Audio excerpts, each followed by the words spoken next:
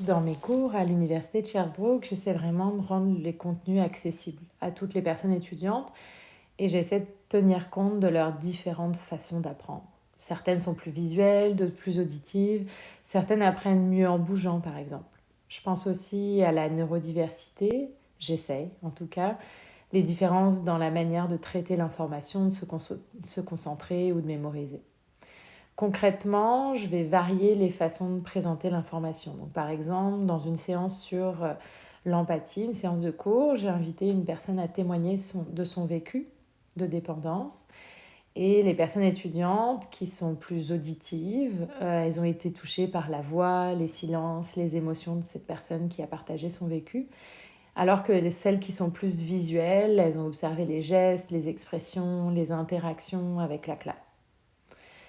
Après le témoignage, on a poursuivi en petits groupes. Certaines personnes ont échangé à l'oral, d'autres ont davantage été dans l'écoute, pris des notes, ont utilisé les schémas qui étaient aussi au tableau, qui permettaient de mieux comprendre ce que la personne venait de partager.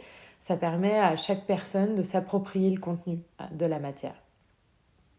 Pour la théorie, je varie toujours les supports. Donc à l'oral, je nomme des choses avec des mots-clés, des schémas, des infographies, des extraits vidéo. Donc tout ça, ça multiplie les points d'entrée pour comprendre le contenu.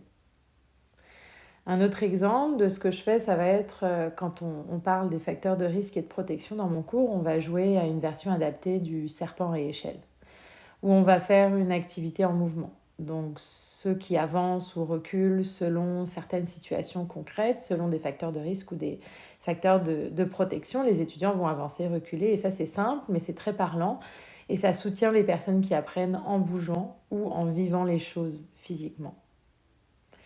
Bientôt, je vais aussi intégrer les jeux Lego. Les personnes étudiantes, elles vont construire une représentation de leur perception des personnes qui vivent avec une dépendance.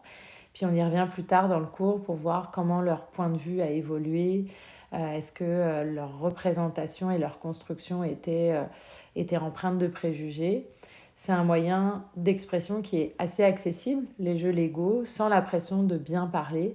Et c'est souvent plus sécurisant pour aborder des sujets sensibles comme les préjugés par exemple. Toutes ces approches, elles m'ont amené à réfléchir à l'importance de varier nos façons d'enseigner. C'est pas pour compliquer, mais c'est pour mieux rejoindre tout le monde. Et pour moi, c'est ça, faire de la pédagogie inclusive. Merci de m'avoir écouté.